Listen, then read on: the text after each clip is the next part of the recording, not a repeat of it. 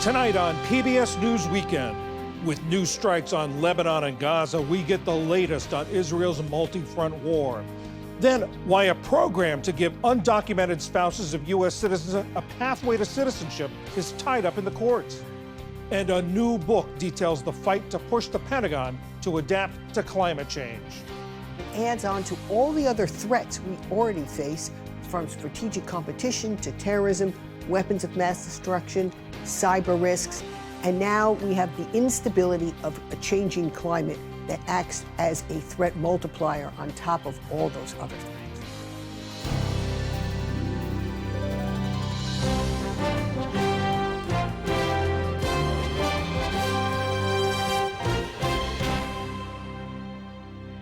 Major funding for PBS News Weekend has been provided by Consumer Cellular. This is Sam. How may I help you? This is a pocket dial.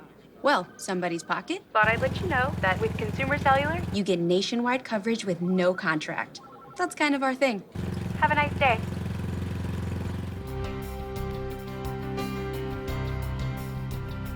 and with the ongoing support of these individuals and institutions.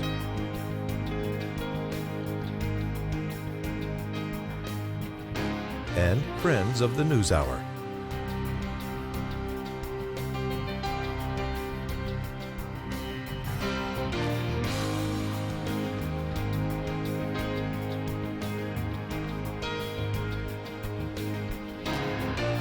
This program was made possible by the Corporation for Public Broadcasting and by contributions to your PBS station from viewers like you. Thank you. Good evening, I'm John Yang. The Pentagon said today it's sending Israel an advanced missile defense system and the 100 U.S. troops needed to operate it. The announcement came just hours after Iran warned the United States to keep forces out of Israel. The move bolsters Israel's protection against a missile barrage like the one Iran launched 2 weeks ago. It comes as Israel steps up its assault on Gaza and Lebanon. In Gaza late today, at least 13 people died when a tank shelled a school sheltering displaced people. Overnight in central Gaza, an airstrike killed a family of 8, including 6 children. Israel warned people in northern Gaza to leave, but residents say there's nowhere to go and they're running out of supplies. In southern Lebanon today, an Israeli airstrike on a century-old market killed 1 person and wounded several others. Israel said it struck more than 200 Hezbollah targets as it told more villages to evacuate. Doctors in southern Lebanon report an increase in premature births due to stress. Mothers worry about the effects on newborns. It's very difficult on the pregnant mothers listening to war and the noise they listen to, because this stresses the baby as well. If they give birth in that situation, the baby will suffer from stress. The mother will be depressed and will suffer from health problems. Maybe the pollution in the air can affect the baby. If one could not be in the country, they would leave. Late today in central Israel, rescue services say a drone attack injured about 40 people, 3 of them critically. It's one of the most serious attacks on Israel in a year of war. Hezbollah has claimed responsibility. Special correspondent Layla Milana Allen has been following all of this from Beirut. Layla, I know there was an unusual bombing in central Beirut on Thursday, and you went to see the aftermath. What did you see? I did. Initially, when we were seeing strikes in Beirut, they were all, of course, in the southern suburbs that are run by Hezbollah here. That has changed in the past week. We've seen a few strikes in central Beirut, but this series of strikes on Friday really was a new front in this war. An incredibly central area, really just half a mile from where I'm standing right now. I'm right next to the Lebanese parliament buildings and several Western embassies. It happened just after 8 o'clock at night on Thursday night, and several high-rise residential apartment blocks in this area were hit. One was brought completely to the ground, 12 levels of apartments. 22 people were killed, 120 injured, very severe injuries.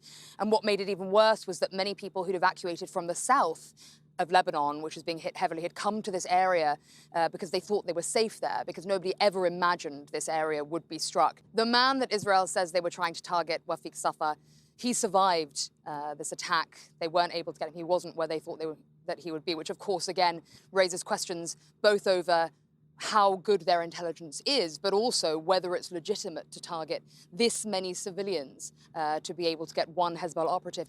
The reality for the civilians in that area, desperate grandmothers, mothers, fathers, children killed and wounded, parents killed and wounded. I was walking through the rubble of childhood bedrooms. The level to which civilians are now suffering and on the run in this country is escalating by the day, and really people feel that there's nowhere safe for them to go inside Lebanon. Israel not only expanding the area where it's bombing, but intensifying the attacks in southern Lebanon. What's the situation down there? The situation now is really something that looks like a moonscape. I know these towns and villages in the south of Lebanon very well. It's a densely populated part of the country, agricultural landscape, huge mix of Shia, Sunni, Christian villages across that southern area, very important agricultural land. We've now seen today the destruction in Nabatea, one of the major towns in the south, of more than 100-year-old souks there, Souk al-Ghamis, where all the farmers would come to bring their wares. Also a century-old mosque there as well. These areas are being completely flattened, and we've seen footage from drones. It's very hard to access the area because the strikes are happening so heavily, and the IDF have warned that any car driving south now is at risk of being targeted, with no permissions made for either the Lebanese armed forces or medics or journalists. The entire population of southern Lebanon, a third of the country, has now been asked to leave, told to evacuate, told it's not safe to go home until the IDF says they can. Now, of course, Lebanon is sovereign territory, but the issue also there is that they are now seeing that their homes have been completely flattened and there will be nothing for them to go back to. In southern Lebanon, some UN peacekeepers have been wounded in the fighting. Prime Minister Benjamin Netanyahu says that they are human shields for Hezbollah and wants them, says they should be withdrawn. What's the reaction from the UN? The reaction from the UN has been anger and frustration. So the reason these UNIFIL troops are there, they've been there nearly 50 years, but in this current iteration, they've been there since 2006, the end of the war between Lebanon and Israel. They were a key part of ending that war, and they're there for three major reasons. Firstly, to try and get Hezbollah to lay down their weapons and withdraw further up the country, and to allow the Lebanese armed forces to be the main authority in the south of Lebanon. But what we've seen over the last week is Israeli tanks bedding down next to UNIFIL bases and then starting to fire on those bases. Several peacekeepers have been injured. They also breached a UNIFIL compound yesterday and today and entered inside. Now, that's completely against international law. Israeli Prime Minister Benjamin Netanyahu issued a statement saying that the UN must withdraw its peacekeepers for the risk to their lives. But they are saying, no, we're here under an international mandate. We're here to try and deconflict. It's actually your responsibility under this agreement, both for Israel and Lebanon, to keep these peacekeepers safe. And if they withdraw, that's the last chance for any form of international mediation in the south. So thus far, they're staying there. But they're extremely concerned about the safety of these peacekeepers because they're not allowed to fight back. The news that the United States is sending the sophisticated missile defense system and the soldiers, the U.S. soldiers, to operate it. How is it going to complicate things to have U.S. boots on the ground and the sort of the talks about a ceasefire? So firstly, in terms of the missile defense system, that in itself doesn't really complicate this conflict further. In fact, firstly, that's very clearly defensive. Most people would agree that nobody's looking for Israeli citizens to try and to be injured in this situation. So providing increased defensive capability to Israel to protect its people, to make it feel less threatened, to ideally mean that it will de-escalate its hostilities in Lebanon because its people are safer, can only be a good thing. However, that isn't all that the United States are supplying. They've just agreed to another $8.7 billion in military aid to Israel, about half of which will be used for further military procurement. But then they've also said that they're going to give $157 million to Lebanon to deal with the displacement crisis and the damage to the infrastructure. So we're now in this extremely odd situation where the United States is both funding the bombs, which are devastating Lebanon, and then funding the reconstruction and the crisis response. Layla Milana Allen in Beirut tonight. Thank you very much. Thanks, John. President Biden visited Florida today as residents try to clean up and assess the damage from Hurricanes Milton and Helene. Mr. Biden met with first responders, state officials, and Floridians affected by the storms and made an aerial tour of the Tampa-St. Petersburg area. The president announced $612 million for the state to bolster the electrical grid's ability to withstand extreme weather events. And Energy Secretary Jennifer Granholm said she expects the majority of Floridians to have power restored by Tuesday. That's less than a week after Milton made landfall. Vice President Harris was in North Carolina today. She held a rally at East Carolina University in Greenville and attended a church service where she criticized the people spreading disinformation about federal hurricane relief, including former President Trump. Instead of offering hope, there are those who are channeling people's tragedies and sorrows into grievance and hatred. And one may ask why, and I think sadly, frankly, the motives are quite transparent. To gain some advantage for themselves, to play politics with other people's heartbreak, and it is unconscionable. Now is not a time to incite fear. On Fox News, Trump said that as president, he'd use the military to go after what he called internal enemies. We have two enemies. We have the outside enemy, and then we have the enemy from within. And the enemy from within, in my opinion, is more dangerous than China, Russia, and all these countries, because if you have a smart president, he can handle them pretty easily. I got along great with all. I handled them.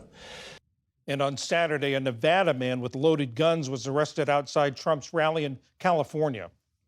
And an engineering feat for SpaceX in Texas today. After the company's Starship vehicle lifted off, the booster rocket returned to the launch pad and was captured by giant metal arms that guided it into place. The achievement brings SpaceX closer to its goal of developing a reusable rocket. Still to come on PBS News Weekend, the future of a program that would protect undocumented spouses from deportation, and how the Pentagon is adapting to the growing threat of climate change. This is PBS News Weekend from the David M. Rubenstein studio at WETA in Washington, home of the PBS News Hour, weeknights on PBS.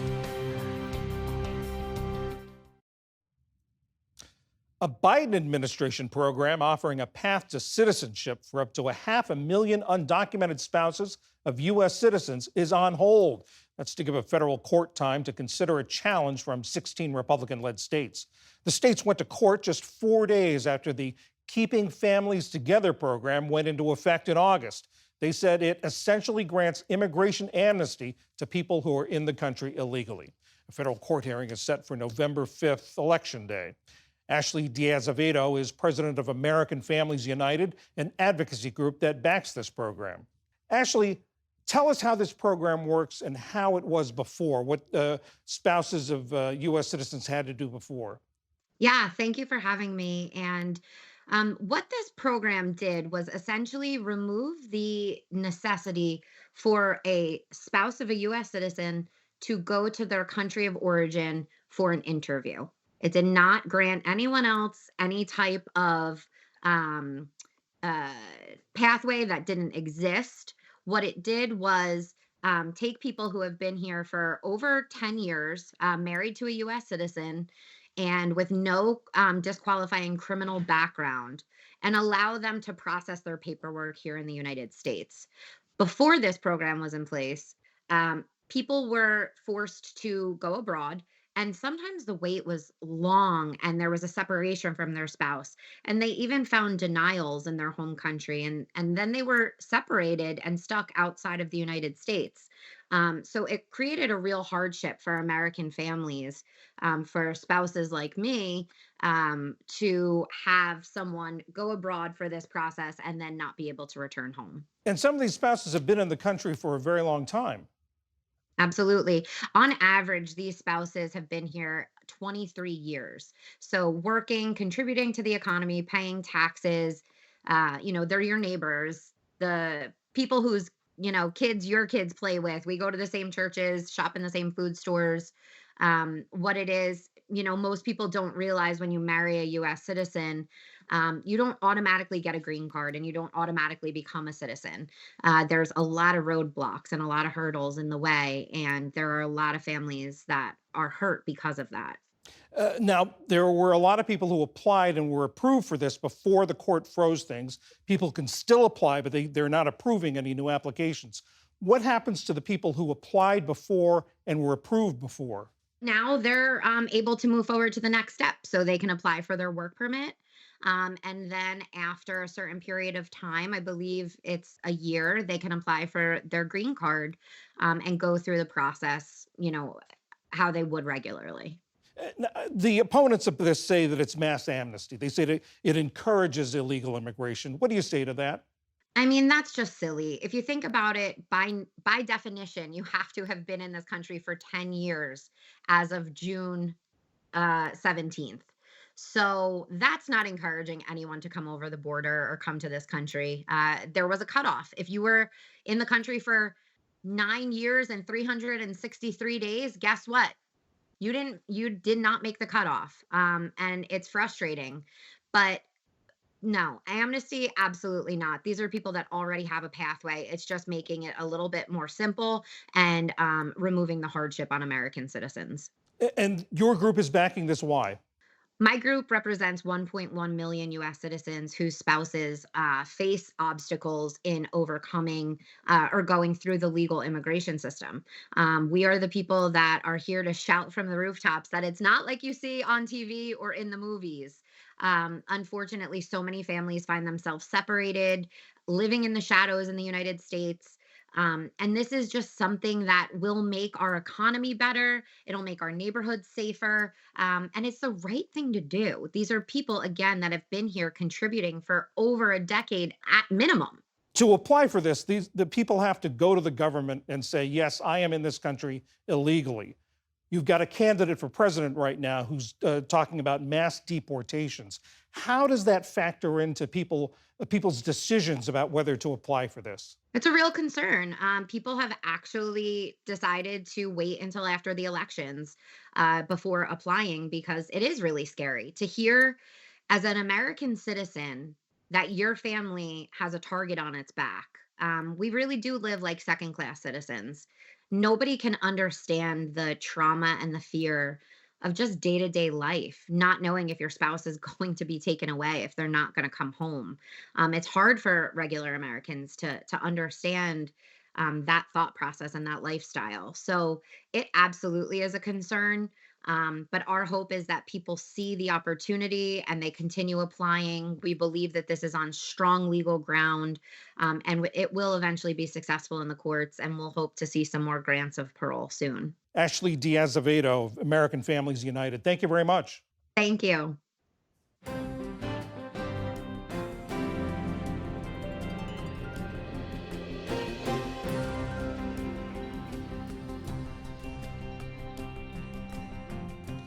At a climate conference 3 years ago, Defense Secretary Lloyd Austin said, no nation can find lasting security without addressing the climate crisis.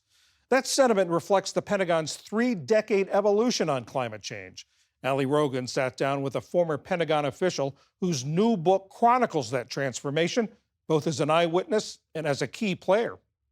In 1993, Sherry Goodman became the first ever Deputy Undersecretary of Defense for Environmental Security. Since then, she's pushed military and civilian leaders to look at climate change not as a hindrance to the mission, but as a critical component of it. Her new book is called Threat Multiplier, a phrase she coined to describe how climate change makes every conflict more dangerous. Sherry Goodman, thank you so much for being here. Let's talk first about this phrase, Threat Multiplier. Why did you come up with it?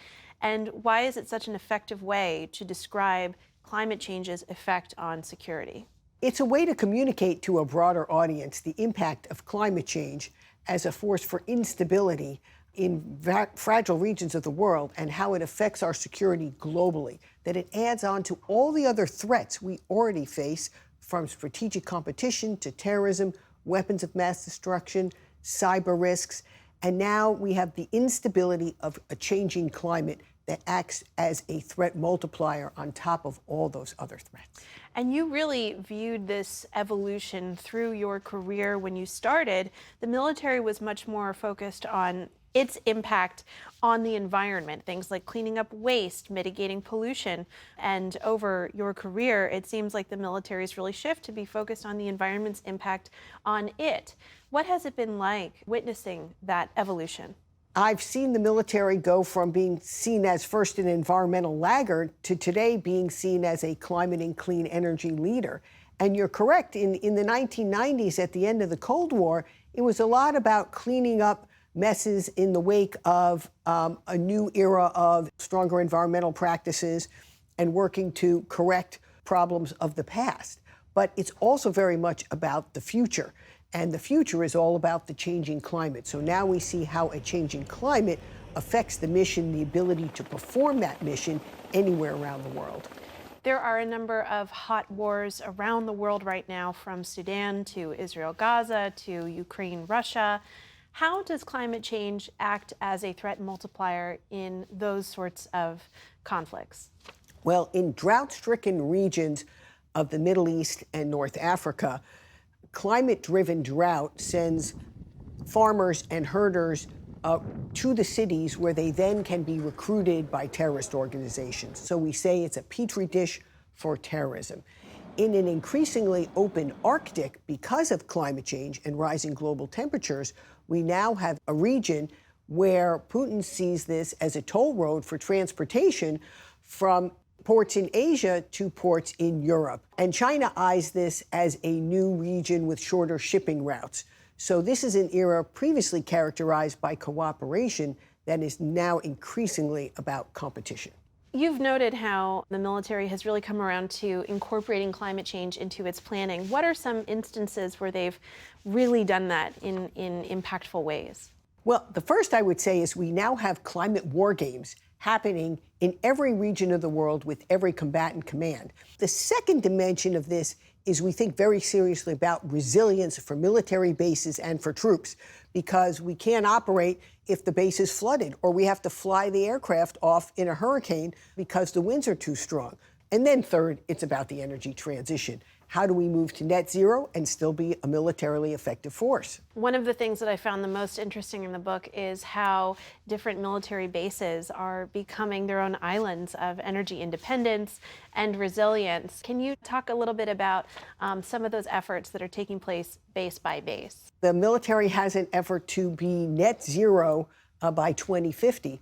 And to do that, it's deploying microgrids at many military bases. And the first military base to become net zero is in Albany, Georgia, and it deployed a microgrid, and it has a waste-to-energy plant, and it's working with the community to enable it to operate net zero and, in fact, even share energy into the community. That's because military bases have to operate even if the power goes down on the larger national grid. There's a requirement to operate for 2 weeks without power off the grid. So it's very important to be able to sustain that power in a responsible way. You witnessed this evolution of military leaders who are in charge of deploying troops for these massive missions. What did you see about how the mindset of military leaders changed when it comes to this issue, and how was that achieved? You know, the U.S. military in many ways is a barometer of change in society. And so as we've seen that over many decades and throughout history, racial integration, women in the military, it's not always at the forefront, but neither is it a laggard. It's sort of in the middle, and when it starts to lead, it can really, because it's very big with a lot of people, like an aircraft carrier, when that finally starts to move, there's a lot of momentum behind it. So yes, it took a while. But military leaders figured out that this is where they wanted to be. They don't want to destroy the environment, and they also want to ensure that our troops, our soldiers, sailor, airmen, and marine are protected from all the threats, including the global climate health threats they now face when they further deploy into hotter temperatures and colder temperatures. You write about how throughout your career, you were often the only woman in the room. What was that like for you, and what would your advice be to young women who are looking to get into this field now? Well, I came of age, you're right, Allie, when there weren't a lot of women in defense, but the doors were opening, and so I kept pushing through them. And I felt that if I did a good job and I worked on the connections that were needed to advance an important issue, that people would take me seriously, and that you could build a coalition of people inside. I've been really a change agent from the inside of a very large institution. And so I want to give young people today, women and men, hope that there are opportunities to have an impact and to have change, even from within large institutions. It takes some staying power, and it takes building that network of people and leaders who are willing to make that change and then make sure it's enduring throughout. The book is Threat Multiplier. Sherry Goodman, thank you so much for joining us. Thank you, Allie. It's been a pleasure.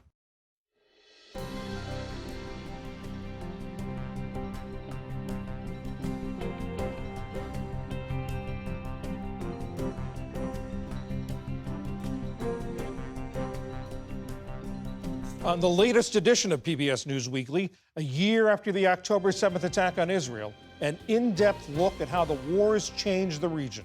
All that and more is on the latest edition of PBS News Weekly. And that is PBS News Weekend for this Sunday. I'm John Yang. For all of my colleagues, thanks for joining us. Have a good week. Major funding for PBS News Weekend has been provided by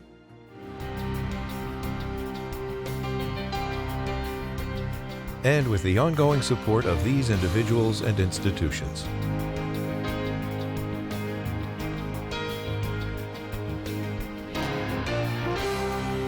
This program was made possible by the Corporation for Public Broadcasting and by contributions to your PBS station from viewers like you. Thank you.